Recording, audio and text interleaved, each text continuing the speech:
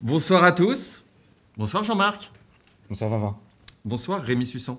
Bonsoir. Merci d'être avec nous pour ce sujet délicat, Eh, compliqué, pas simple, hein, j'ai l'impression Jean-Marc, ce Non. sujet.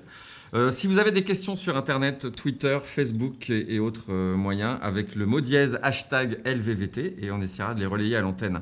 Jean-Marc, je te laisse dans les mains de Rémi, un expert. Merci. Est-ce que tu peux nous expliquer ce que c'est que les NBIC ou le BANG? Alors les NBIC, bon, c'est un acronyme qui est sorti à peu près en 2001 à la suite d'un rapport qui a été fait pour la National Science Foundation américaine, qui est un peu le CNRS américain, enfin c'est plutôt le CNRS qui serait la NSF française, en fait c'est l'acronyme de nanotechnologie, biotechnologie, informatique et cognition. Et on parlait de convergence NBIC dans ce rapport, c'est-à-dire qu'en fait, ces quatre technologies allaient amener des transformations radicales dans ce que nous connaissons. D'ailleurs, le rapport complet s'appelait NBIC pour l'amélioration des performances humaines. Donc ça donne un petit peu le climat de la chose. Bang, c'est bit, atome. Le N, j'ai oublié. Nano. Comment? Nano, sans doute. Et gène. Et c'est une formulation à peu près analogue, mais qui a été donnée par le ETC Group, qui lui est plutôt opposé à cette idée de convergence technologique. Alors, est-ce que tu peux nous résumer un petit peu quelles sont les améliorations des performances humaines qui sont en jeu? Alors, elles sont très nombreuses, hein, c'est-à-dire qu'effectivement, il y a celles à court terme et celles à long terme. Bon, les premières améliorations auxquelles on peut penser, ça va être effectivement au niveau neurologique, c'est-à-dire l'extension des capacités mentales. On peut aller plus loin en imaginant... Ça veut dire quoi? On va être plus intelligent, on va pouvoir ne pas dormir pendant 3 jours, on va... Toutes sortes, je dirais, d'améliorations possibles de capacités mentales. C'est-à-dire qu'effectivement, ça peut être d'avoir plus intelligent, c'est un terme qui est très vague. Hein. Ça peut être effectivement avoir une plus grande mémoire, une plus grande concentration, une plus grande attention. Mais ça peut être ne pas dormir pendant 3 jours, mais ça peut être aussi dormir et faire des rêves lucides, pourquoi pas. Hein. C'est aussi une autre... J'ai pas compris, excusez-moi, c'est qu'est-ce qu'un rêve lucide, Rémi? Un rêve lucide, c'est simplement rêver, se rendre compte qu'on rêve et y faire ce qu'on veut. C'est le film Inception. D'accord. Vous l'avez peut-être vu. Oui, bien sûr. Ensuite, il y a effectivement, à plus à terme, on imagine, par la connexion entre gènes, nanotechnologie, par exemple, que notre corps pourrait être petit à petit truffé de nanorobots ou amélioré afin de devenir ou immortel, ou être doté de nouveaux sens, ou de nouvelles capacités. Et alors, ceux qui sont les plus enthousiastes imaginent même, mais là, c'est même pas dans le rapport, ça, mais beaucoup y pensent, comme par Marvin Minsky, qui est un des pères de l'intelligence artificielle, qu'à terme, on pourra même télécharger le contenu de notre cerveau dans un ordinateur et vivre éternellement dans un monde virtuel ou dans un corps de robot, par exemple. Bah, c'est jouable là, ou pas? Alors d'abord, si je le savais, j'aurais un prix Nobel. Hein, pour l'instant, c'est quand même très discuté. Moi, ce que je dirais, c'est qu'il y a deux, par exemple, par rapport à cette idée, il y a deux types d'objections possibles. Il y a une objection philosophique, c'est-à-dire notre cerveau, vous pouvez l'enregistrer tant que vous voulez, vous ne créerez pas l'identité de la personne enregistrée parce que ça sera une copie, etc. Qui est une première objection philosophique avec laquelle on est d'accord ou pas. Puis il y a l'objection scientifique qui est de dire, il y a deux types d'objections scientifiques, on va être précis, c'est de dire on n'aura jamais les moyens de toute façon de faire cet enregistrement, c'est trop compliqué. Et l'autre façon de dire ça, c'est de dire qu'effectivement, c'est possible, mais à quel prix et avec quel matériel, quoi. C'est-à-dire, effectivement, jusqu'où on peut aller dans ce genre de projet. Est-ce que c'est possible? Moi, il me semble, je dirais que d'un point de vue purement abstrait, si on est matérialiste et qu'on ne croit pas à l'idée d'une âme qui serait différente du corps, pourquoi pas? Maintenant, il est aussi possible d'aller sur Alpha du Centaure, on ne sait pas comment faire. Un des arguments qui est avancé par ces partisans de l'homme augmenté, c'est le fait de dire qu'avec la rapidité, l'accélération des technologies et notamment de la mémoire, de la puissance informatique, on va arriver à un stade où les ordinateurs seront plus forts que les êtres humains. Et que partant de là, si on veut pouvoir être concurrentiel ou survivre, en tout cas à l'avènement des ordinateurs, il faut pouvoir nous aussi se greffer des ordinateurs directement dans le cerveau, ou en tout cas et devenir un homme augmenté. T'en penses quoi de ça? Alors bon, comme toujours, moi je n'ai pas le niveau pour décider si oui ou non c'est possible. La seule chose que je constate, c'est que l'accélération des ordinateurs, on l'a vu depuis 30 ans, et qui sont pour l'instant toujours aussi bêtes. Donc, je pense qu'en théorie, une intelligence artificielle, pourquoi pas?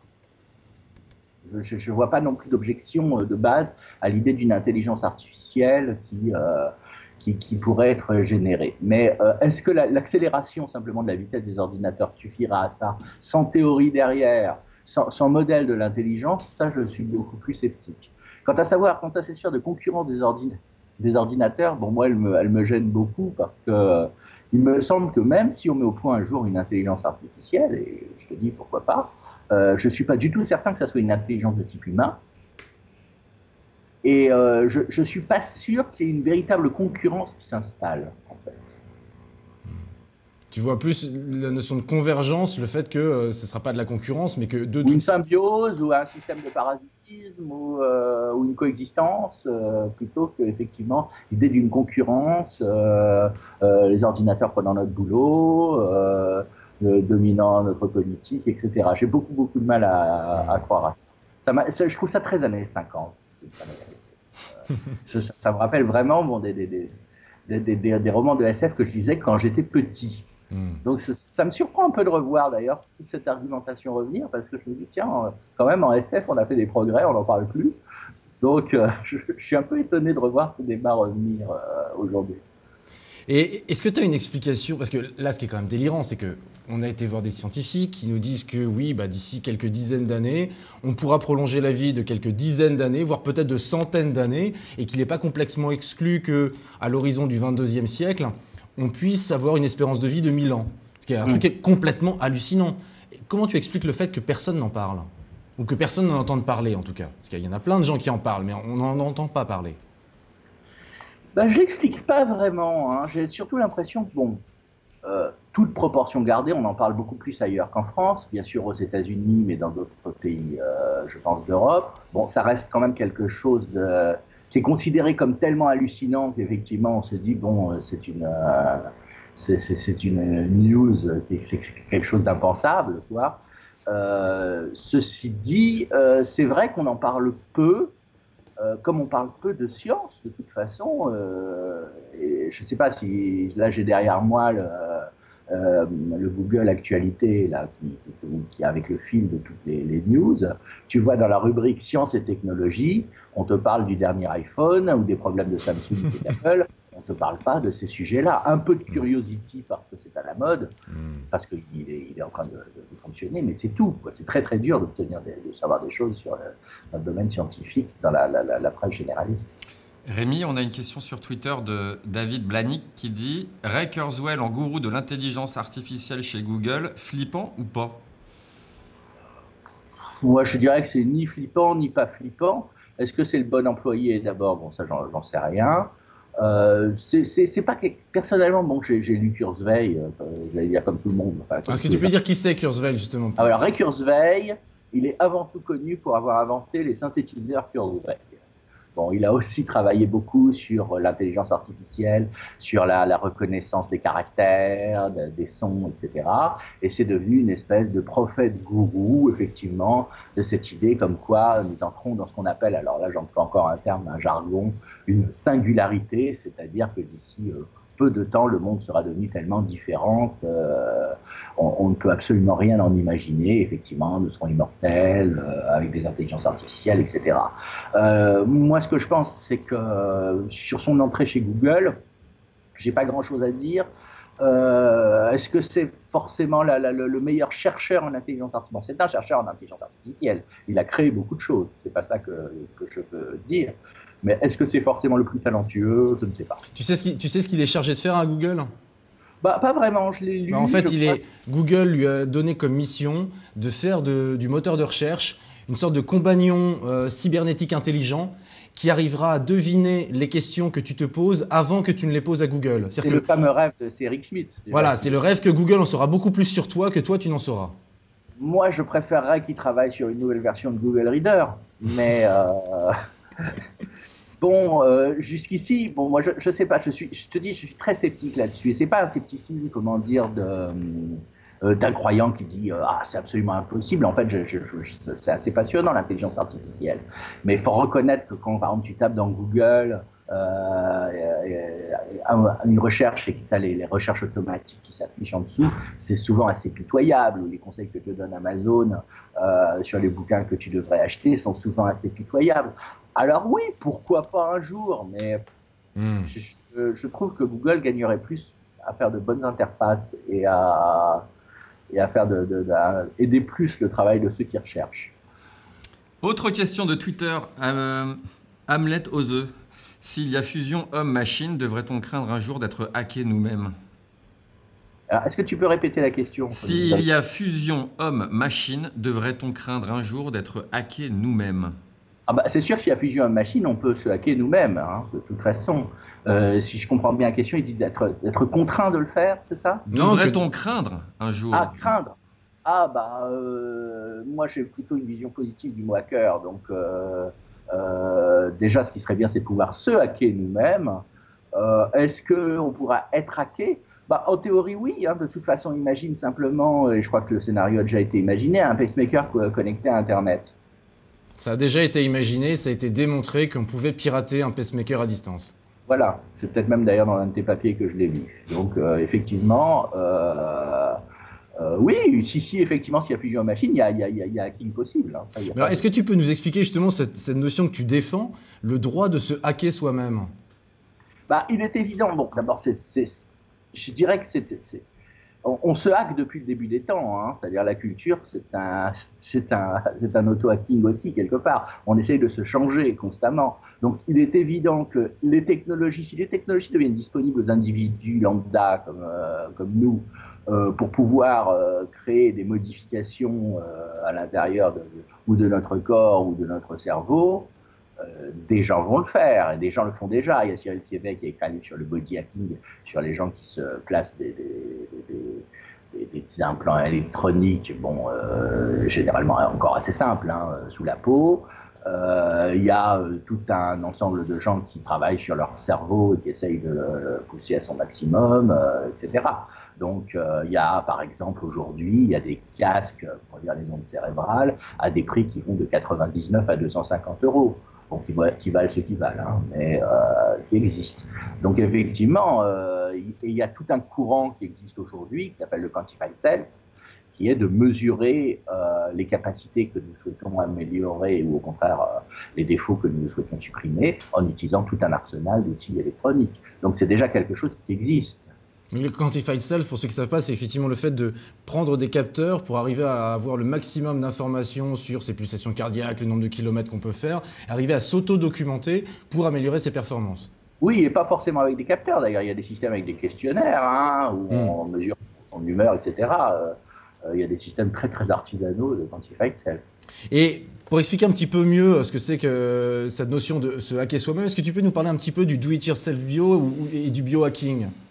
Alors le biohacking, c'est pas soi-même, hein, qu'on hack. Dans ce cas-là, c'est en fait l'idée du biohacking qui fait très peur comme terme, parce qu'effectivement on imagine vraiment des horreurs qui peuvent être commises, etc. En fait, ce sont des gens assez inoffensifs. Hein, c'est simplement le fait que le matériel de biologie et singulièrement d'analyse génétique a subi les mêmes baisses de coûts que l'informatique avec la loi de Moore. Donc des choses qui étaient extrêmement chères il y a quelques années, et quand je dis quelques années, c'est tout juste une dizaine d'années, peuvent être maintenant fabriquées pour 300-400 $, avec des systèmes open source, c'est-à-dire qui sont documentés sur le net, etc. Donc on peut imaginer, et certains s'y mettent aujourd'hui, des biologistes amateurs qui feraient du travail qui avant aurait été destiné aux professionnels. Et c'est quoi par exemple?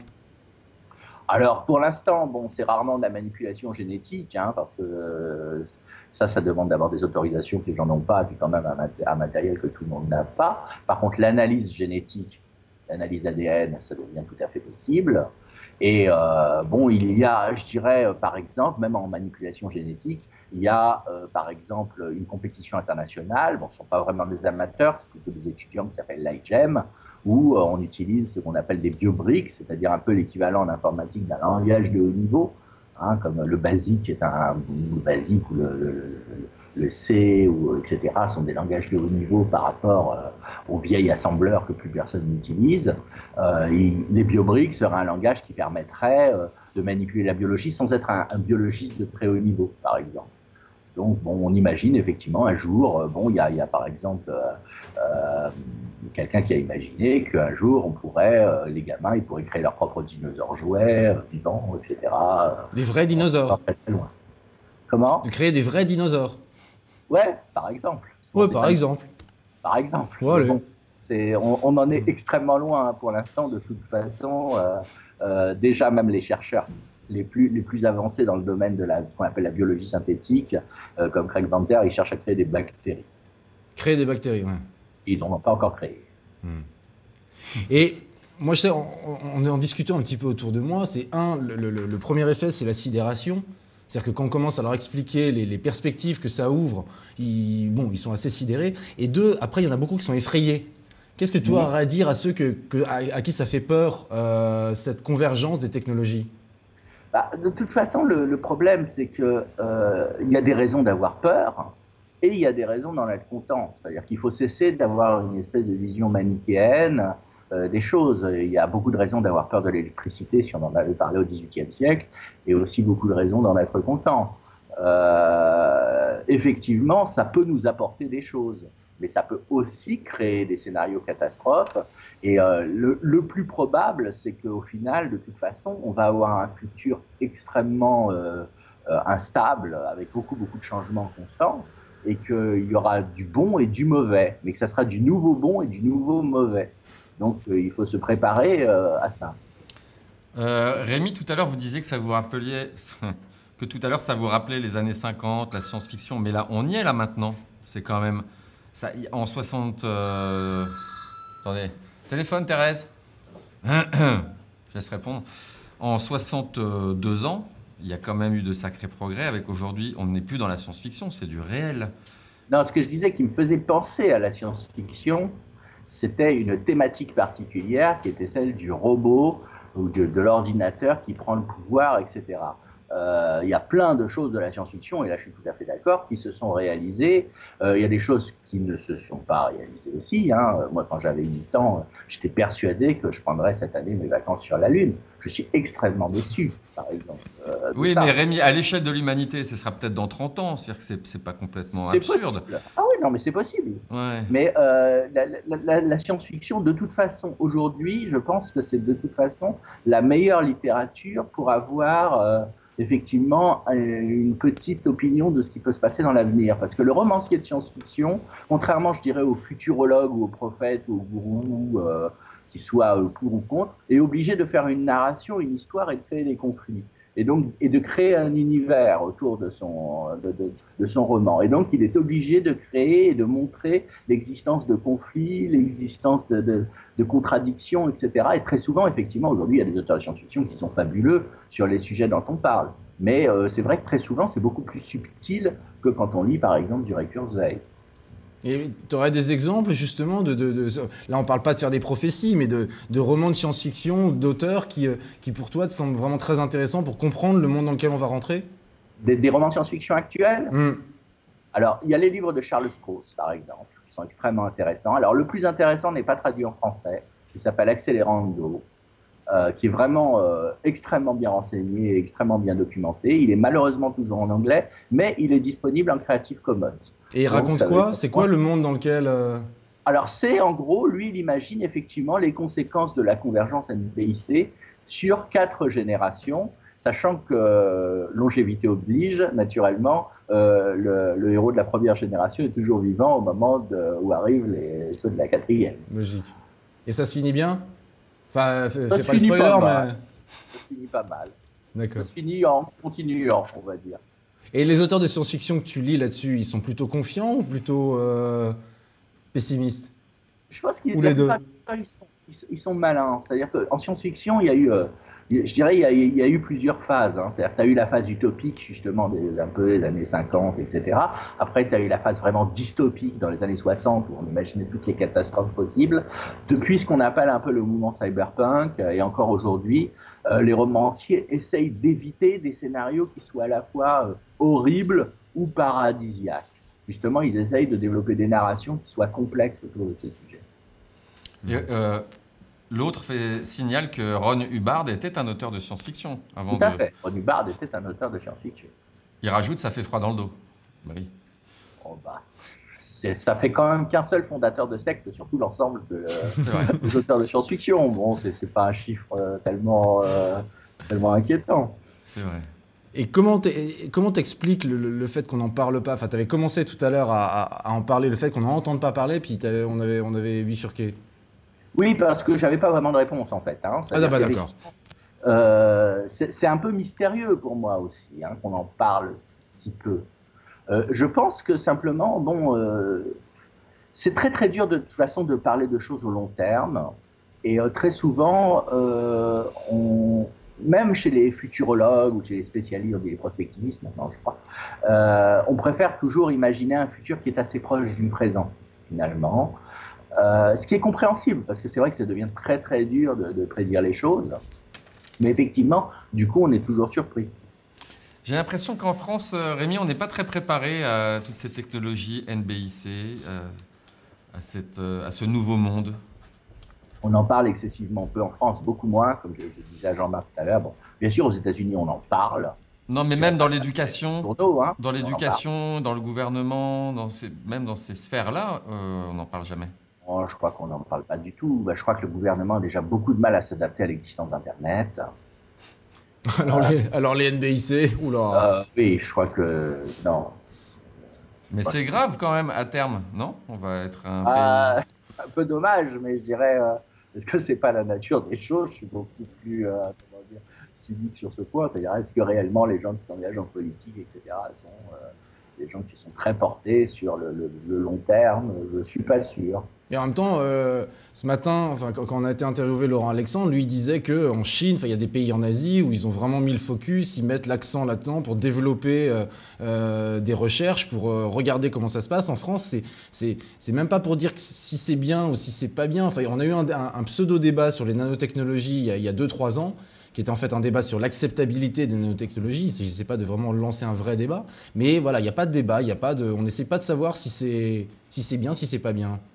Tu sais, en Chine, ils font sans doute de la recherche, je ne suis pas sûr qu'il y ait beaucoup de débats non plus. Mais en France, il y a des recherches. Enfin, en Europe, je pense qu'il faut cesser de penser en la France. Récemment, l'Europe a lancé justement un très vaste programme sur le cerveau, par exemple.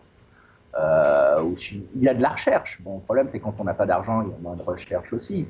Mais il y a de la recherche en France, il y a de la recherche dans toute l'Europe, il y a de la recherche aux États-Unis. C'est vrai qu'au jour d'aujourd'hui, les pays asiatiques font plus de recherche que les pays occidentaux.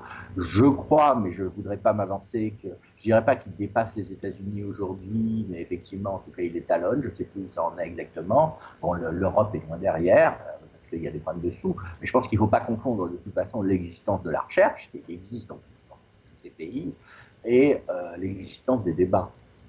Et qu'est-ce que tu penses, toi, parce que tout à l'heure, quand on rencontrait Laurent Alexandre, lui, il parlait de risques de neurogoulag et de dérives neurototalitaires, d'eugénisme. Comment tu vois ces...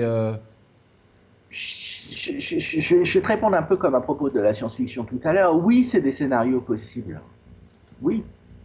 Le scénario paradisiaque de Kurzweil est aussi un scénario possible. On a des tonnes de scénarios possibles. Le gros problème, c'est qu'on ne sait pas du tout en fait, vers où on va. C'est-à-dire qu'en fait, à chaque fois qu'une nouvelle technologie se met en place, il se produit des effets absolument incroyables. Et si en plus tu mélanges ça avec la géopolitique, on ne sait absolument pas ce qui va se passer. Reportons-nous simplement 30 ans en arrière. Reportons-nous 30 ans en arrière et imaginons le futur depuis 30 ans en arrière en comptant la politique. La principale puissance, enfin la seconde puissance mondiale n'existe plus. Il y a 30 ans, c'était les débuts du fondamentalisme islamique chiite en Iran. Mais personne n'imaginait l'importance d'un fondamentalisme islamique en plus sunnite, qui a pris l'importance par la suite qu'on connaît. L'Internet n'existait pas. Les peurs catastrophiques, c'était la guerre atomique, dont on ne parle plus du tout, alors que pourtant on a toujours les moyens de faire sauter la planète. Hein. Les bombes sont toujours là. Donc c'est très très difficile de donner une prédiction. Moi j'ai presque envie de, puisqu'on parle de la Chine, il y a une malédiction chinoise que j'adore, qui est puissiez-vous vivre des temps intéressants. Et je pense que c'est exactement ce qui va se passer. C'est-à-dire qu'on va vivre des temps intéressants. Alors c'est une malédiction. C'est une malédiction. C'est une malédiction. Mais est-ce qu'on Les pourrait... temps intéressants en général ne sont pas des temps très reposants. Oui. Est-ce qu'on peut quand même imaginer vivre jusqu'à 150, 180 ans assez prochainement quand même? Tout le monde a l'air de penser ça. C'est sérieux ça. C'est pas de la science-fiction, Rémi. Je pense que c'est pareil, c'est un problème de théorie. C'est-à-dire que bon, si on trouve une théorie du vieillissement, ça peut être possible dès demain. Si on n'en trouve jamais,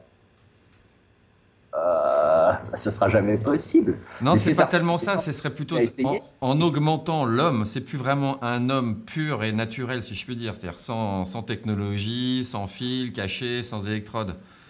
Un homme augmenté pourrait du coup vivre très longtemps. Oui, en théorie, pourquoi pas. Ouais. Il y a deux choses dans vivre très longtemps. Hein. C'est-à-dire que soit, effectivement, il y a le problème de l'abolissement du vieillissement. Et pourquoi pas? Pourquoi pas? Maintenant, il y a aussi l'idée du cyborg. C'est-à-dire, effectivement, là, dans ce cas, c'est la fusion de machines. Et du coup, ben, on se répare. C'est pas mal, ça, non? Ah, pourquoi pas? Peut-être bac, oui, peut-être bac, non. Ah oui, mais qu'est-ce que tu veux que je te dise? Est-ce que tu peux nous parler de ce que sont les transhumanistes?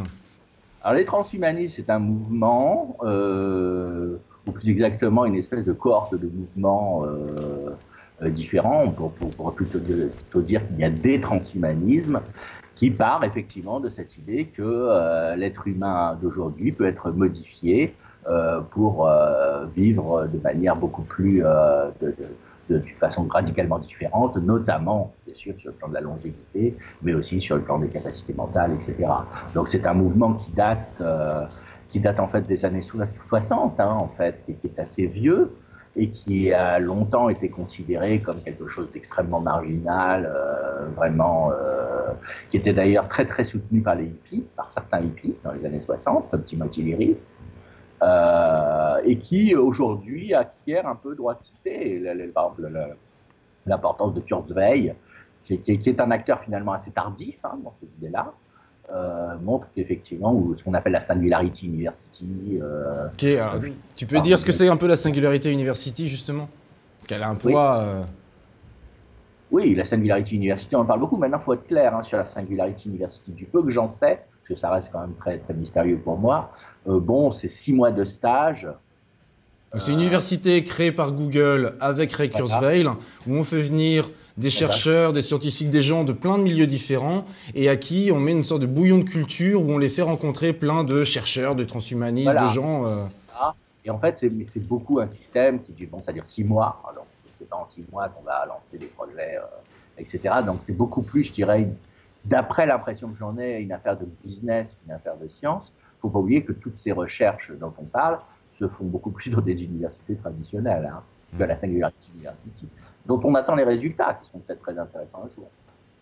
Moi, je sais que quand j'avais entendu parler du mouvement transhumaniste au tout début, je ne sais plus comment elle s'appelle, cette italienne ou cette américaine d'origine italienne, qui disait qu'il fallait commencer à habituer l'opinion publique au fait qu'on allait mettre un ordinateur dans notre cerveau.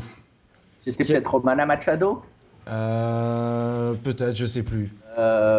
Oui, maintenant c'est devenu tellement, je dirais, maintenant, il y a on met pas d'ordinateur dans le cerveau, mais enfin, on commence vraiment effectivement à agir sur le cerveau, il y a la stimulation magnétique transcrânienne, etc. De toute façon, il faut s'habituer à l'idée, et ça, je pense que c'est une idée importante. Je pense que mettre un ordinateur dans le cerveau, c'est un peu l'idée primaire, quoi. Mais par contre, dont je ne suis pas sûr, c'est pas simple, hein, mettre un vrai ordinateur dans le cerveau et le mettre bien en fonctionnement avec le cerveau. Hein. Mais par contre, ce qui est sûr et ce qui est vrai, c'est que on en sait de plus en plus sur le cerveau, on va de plus en plus pouvoir agir sur le cerveau, on va de plus en plus en comprendre les mécanismes, et que donc il va se passer au niveau des neurosciences, peut-être des bouleversements sociaux et psychologiques, etc., dans un avenir très proche. Il y a quelqu'un qui s'appelle Zach Lynch, par exemple, qui parle de neurorévolution et de neurosociété. C'est quoi la neurosociété?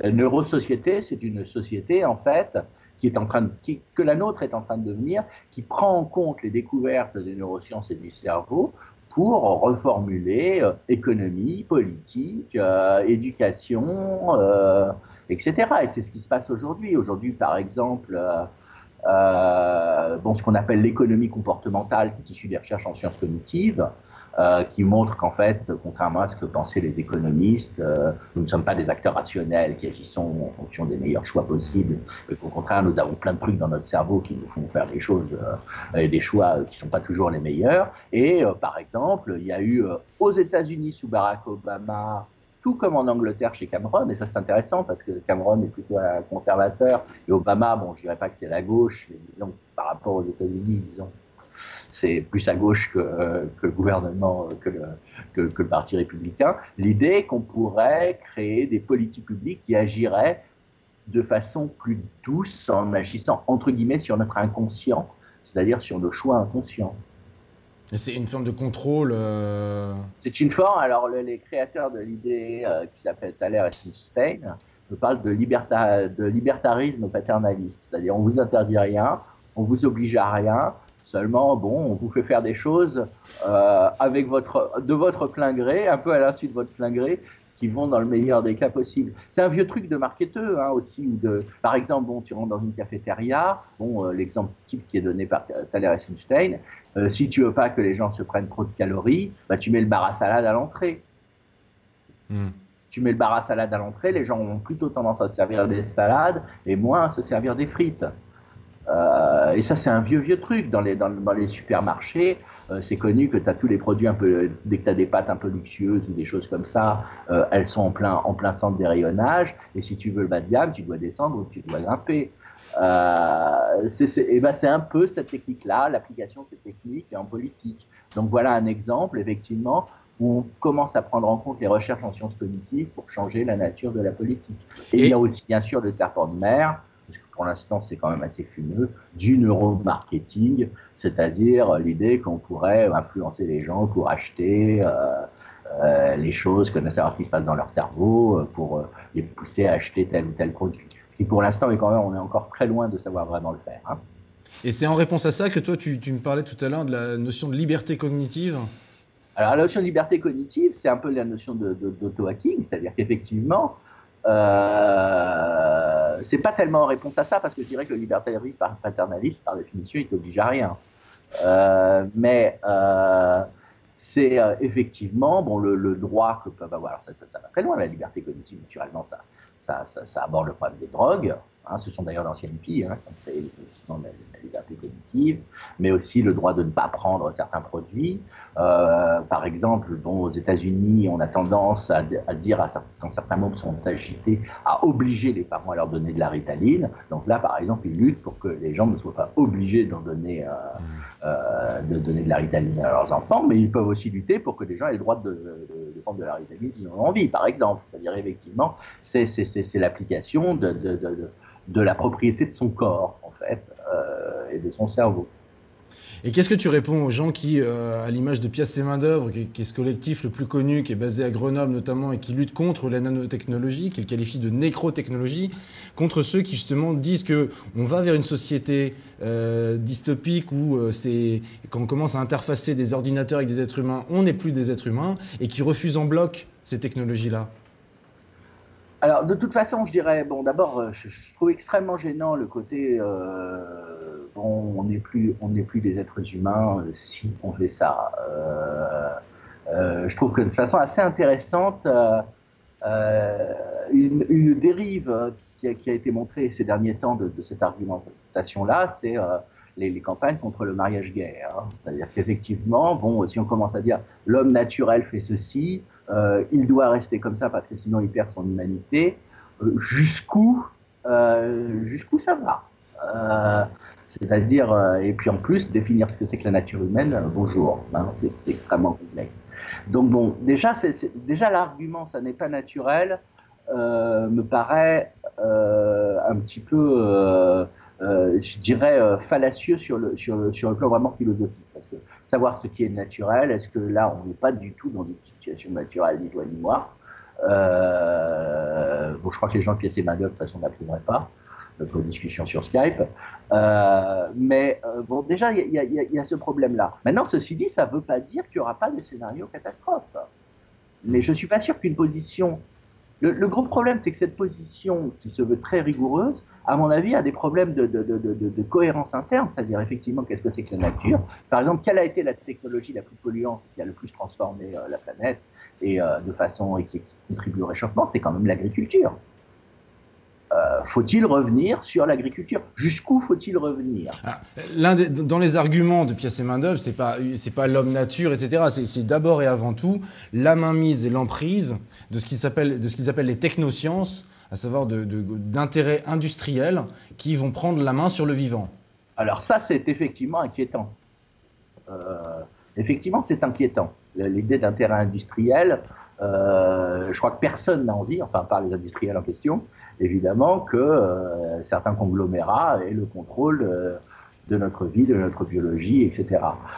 Maintenant, la question est de faire comment est-ce que ça peut se faire. L'exemple de l'Internet est assez parlant là-dessus, mais ça montre aussi toutes les difficultés.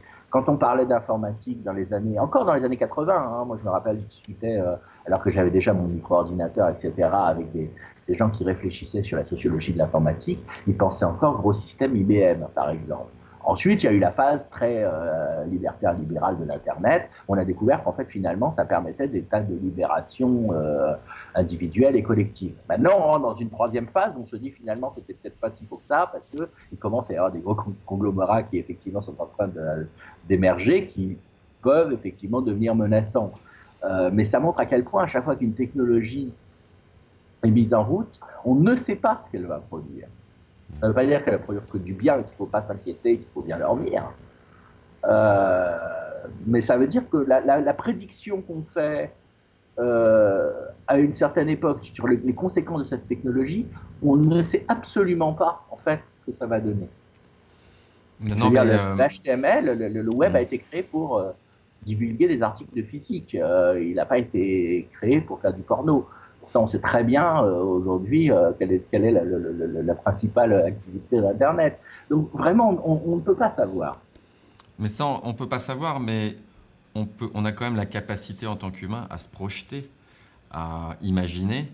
Et il n'est pas très compliqué d'imaginer que si ce sont des grands groupes industriels qui commencent à bidouiller le futur de notre cerveau et de nos comportements, il risque d'y avoir quelques conséquences néfastes. Et ce n'est pas de la science-fiction. La question est de savoir... Pardon, comment est-ce qu'effectivement éviter ce futur? C'est-à-dire, je crois, comme je te disais, que je pense qu'à part les industriels en question, personne n'a envie que ça se passe. Maintenant, la question est de savoir si justement, comment avoir les moyens de résister à ça? Est-ce que c'est en résistant à ces technologies ou en se les appropriant pour nous et en ne permettant pas justement à ces groupes industriels d'avoir la mainmise qu'ils souhaitent avoir? C'est la question qui se pose. Et de toute façon, il y aura certainement des tonnes de réponses entre les deux. Il faudra des régulations, bien évidemment, il faudra des régulations. Il y aura des interdictions, évidemment qu'il faudra des interdictions. Et il y aura aussi des choses qui seront permises. Et ça ne sera peut-être pas les bonnes choses qui seront interdites, et ça ne sera peut-être pas les bonnes choses qui seront permises. Donc, ça veut dire qu'il va y avoir des débats, il va y avoir des conflits, il va y avoir, je dirais, presque de nouveaux partis politiques et de nouvelles idéologies politiques qui vont se centrer là-dessus, sur non plus seulement qui a les moyens de production, mais qui a les moyens d'agir sur le cerveau, qui a les moyens d'agir sur le vivant, etc. Donc ça va créer effectivement une nouvelle scène, une nouvelle société, mais qui ne sera pas une société, je dirais, finie, à mon avis, soit de façon négative, soit de façon positive, mais au contraire, une société qui, comme la nôtre, sera conflictuelle. Avec des nouvelles lignes de force, en fait. Avec des nouvelles lignes de force. Et comment tu vois l'évolution de... Parce que, quand même, cette convergence technologie, on parle là de technologies qui, pour l'instant, sont développées dans des laboratoires de recherche, qui, pour certaines, sont développées, commercialisées par des industriels. Alors, effectivement, ça coûte de moins en moins cher, mais t'as pas peur qu'on en arrive à un stade où il y aurait une partie de la population qui a les moyens de se payer le fait d'être augmentée et de vivre jusqu'à 150 ans ou 200 ans, et puis, il y a les autres qui n'ont pas les moyens. C'est le gros... À mon avis, c'est le vrai gros danger. Hein. Plus qu'effectivement l'idée d'une mainmise à la Big Brother... Moi, ce que je crains le plus, c'est effectivement ce scénario-là. c'est-à-dire le scénario de ceux qui auront de l'argent contre ceux qui n'auront pas d'argent. Et ça, malheureusement, le problème, c'est comment... Là, pour le coup, c'est vrai qu'il faudrait des régulations, c'est-à-dire que si un jour on trouve un moyen de faire une technique ou de longévité ou d'amélioration des capacités mentales, qui paiera et est-ce que ça devrait être remboursé? Par la sécurité sociale. Par la sécurité sociale, oui. Par exemple.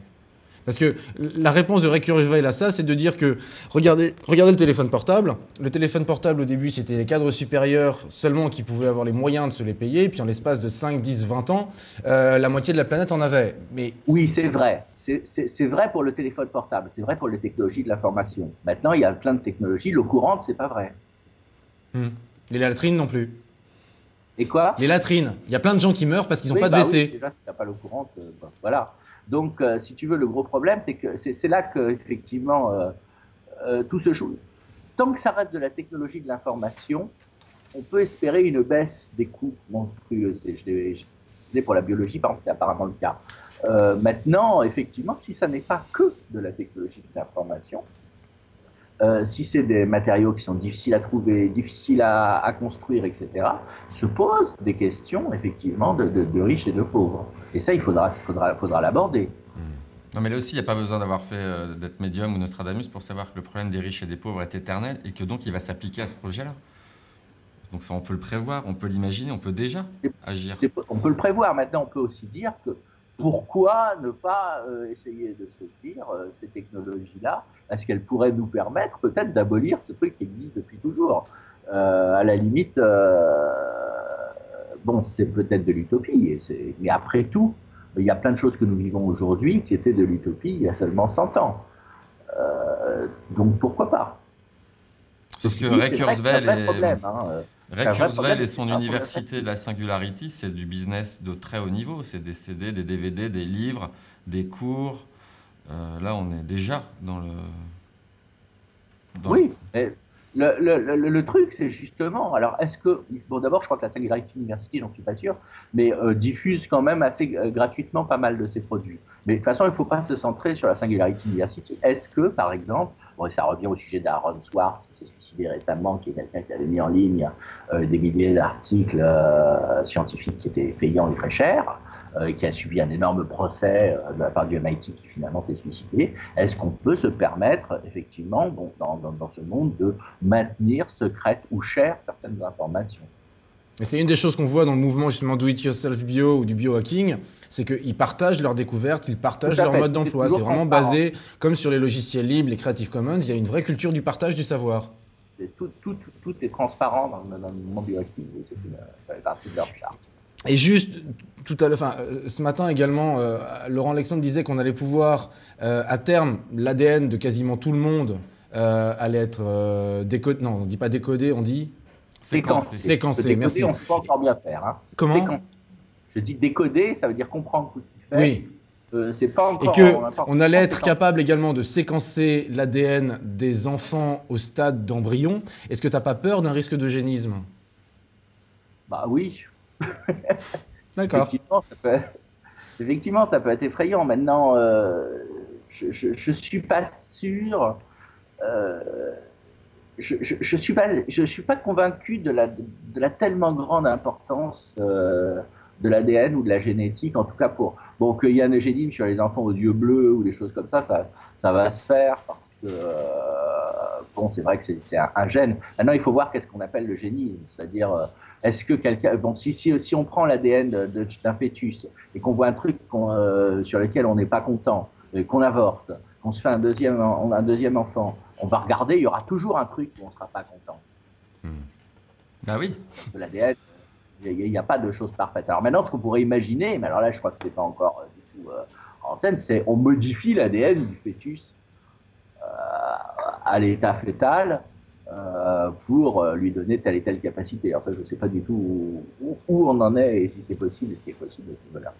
Parce que là, la Chine vient d'annoncer... L'eugénisme, l'enfant parfait, ça sera le combientième?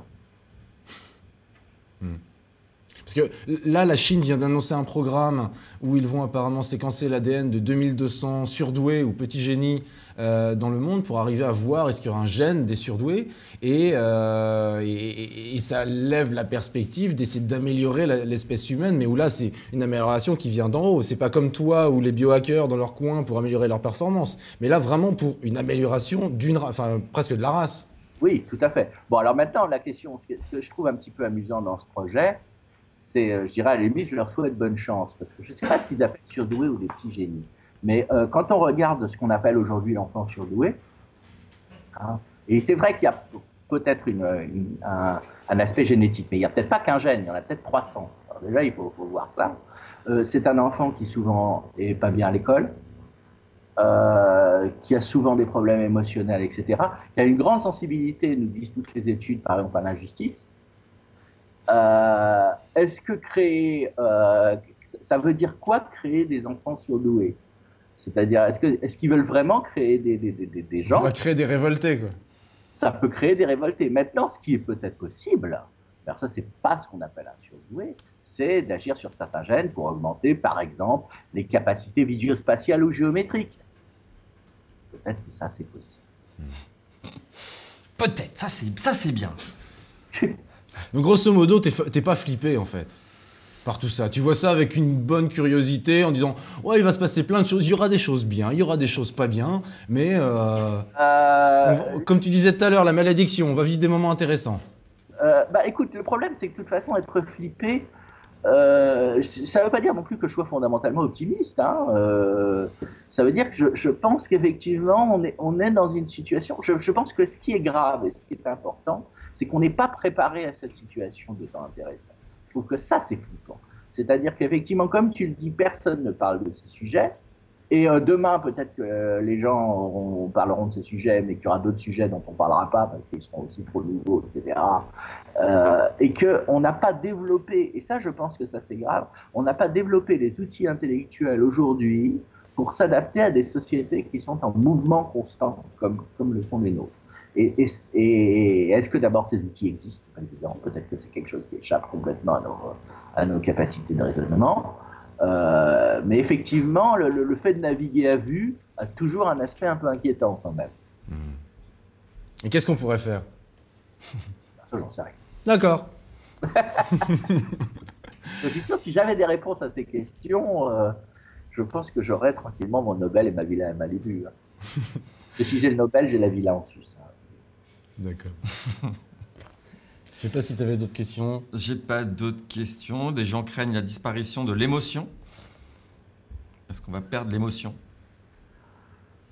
Je crois que ça, ce serait une... Si des gens travaillent là-dessus, alors là, vraiment, bonne chance, parce que toutes les recherches quand même sur le cerveau et sur les neurosciences nous montrent que ce qui nous fait bouger, ce qui nous fait faire des choix, ce sont nos émotions. C'est-à-dire qu'en gros, quelqu'un qui n'aurait plus d'émotion, eh ben, il resterait assis là, sans bouger. Et qu'est-ce que tu penses justement de la possibilité? Ça arrête déjà beaucoup. Oui. Qu'est-ce que tu penses justement de la possibilité pour une intelligence artificielle d'avoir des émotions? Parce que Kurzweil, il en est là. Il dit dans 50 ans, on va pouvoir télécharger son cerveau sur un ordinateur et rencontrer. Pas dans 50 ans, dans 15 ans. Ouais. En 2029. En 2029. Et que je ne sais plus si c'est en 2029 ou en 2049, on pourra vivre une vie virtuelle avec un avatar virtuel, changer de sexe, changer de forme, changer ce qu'on veut, et rencontrer des gens qui ne seront pas des êtres humains, qui seront des intelligences purement artificielles. Pourquoi pas? Mais effectivement, je sais pas. Je veux dire, ce que je peux simplement dire, c'est que bon, en tant qu'observateur, un peu comme toi, de ce qui se passe actuellement en technologie, je trouve qu'on n'en prend pas le chemin. Eh bien, merci beaucoup Rémi Sussand pour ce point de vue très éclairé. Et on te retrouve sur internetactu.net. Exactement. Et tu as fait plusieurs bouquins sur la question. Voilà. Que j'ai déjà cité en fait, que j'ai présenté. Enfin bref. Merci Rémi. Salut Rémi. Merci. Au revoir.